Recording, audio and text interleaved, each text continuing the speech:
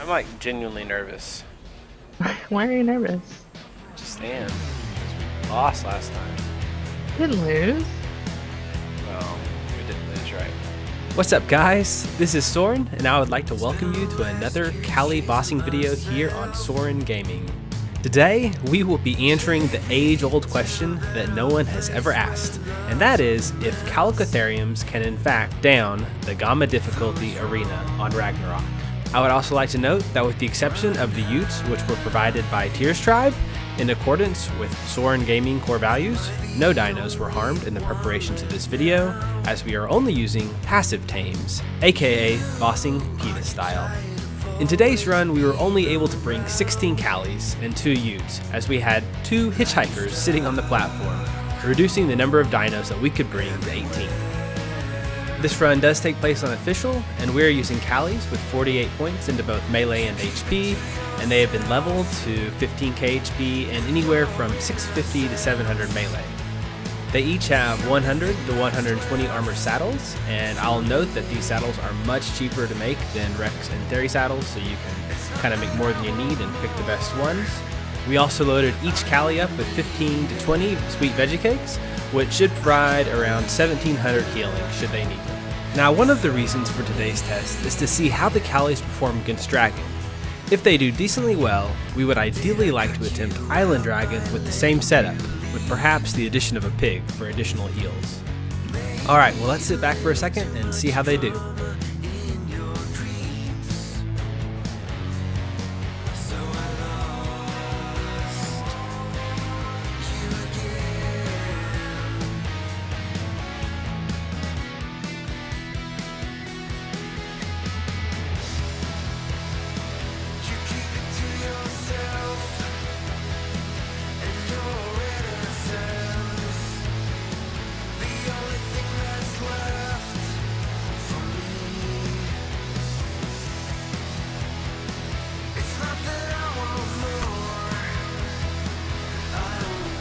So that took a bit longer than I would have hoped it would, but it was not terrible. I will say that our group of fairies are able to down Dragon before he takes off even once, and that is on alpha difficulty. But still, the Chalis did not seem to have too much trouble, considering they downed him on his second landing.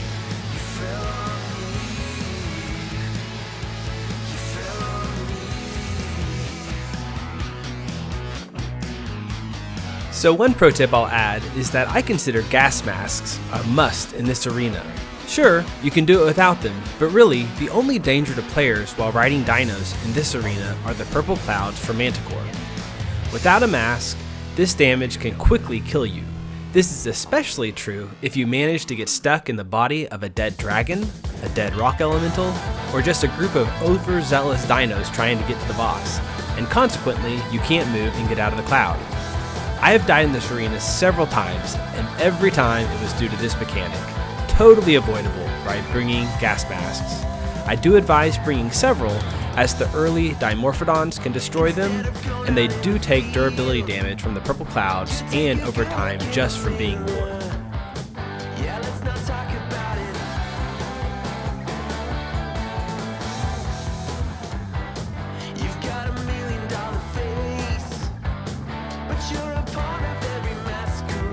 Now you might ask why we are using 2 Uterannuses when you really only need 1 for buffing.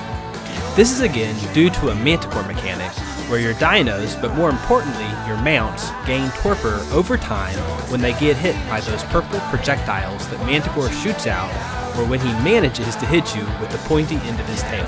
If the fight goes long enough, or a certain dino gets targeted enough times in a row, they will pass out on the ground. And if said dino happens to be your one and only Uterannus that you brought in, you will lose 30% of your damage and defense on all your other dinos. Now the full Uterannus buff does neutralize torpor almost completely, but due to the fact that Utes cannot buff themselves, if you don't have 2, your Utes will remain vulnerable to this mechanic.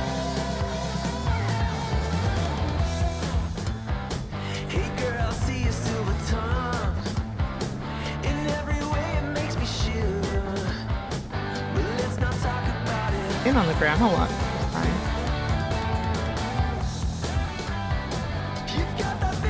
Relative to last time.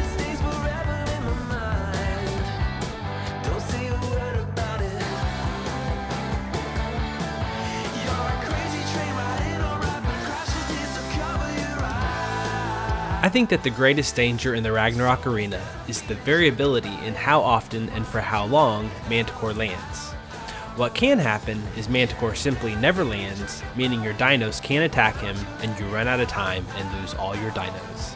From my observation, if Manticore is targeting a player-ridden dino and landed, he will stay landed longest if the player does not run away. Conversely, if Manticore lands and is not attacking a player, players should stay away and let the riderless dinos attack.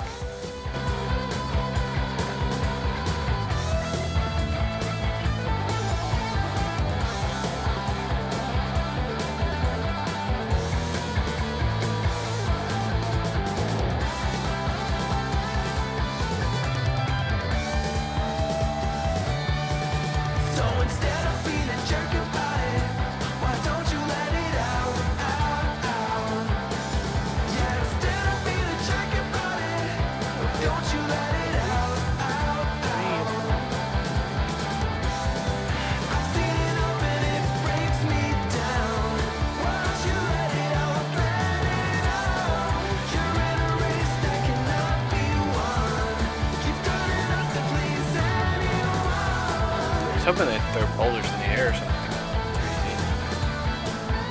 Ooh, dropping them down, nice.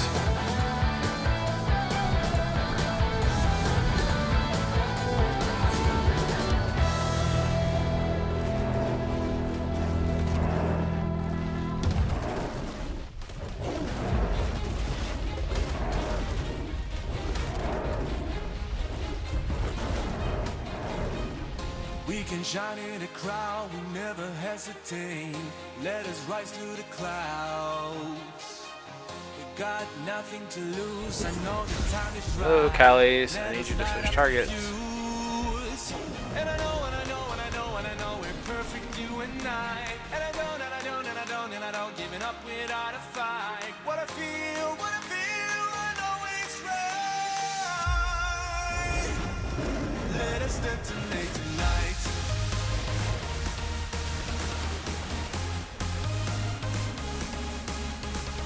Another one bites the dust.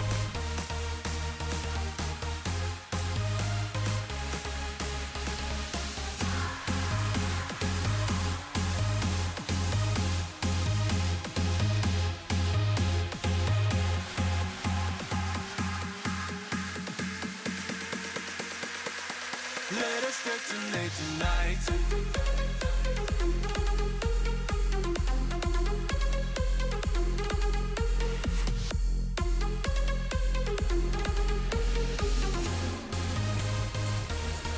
I love seeing the boulders flying. It's my favorite.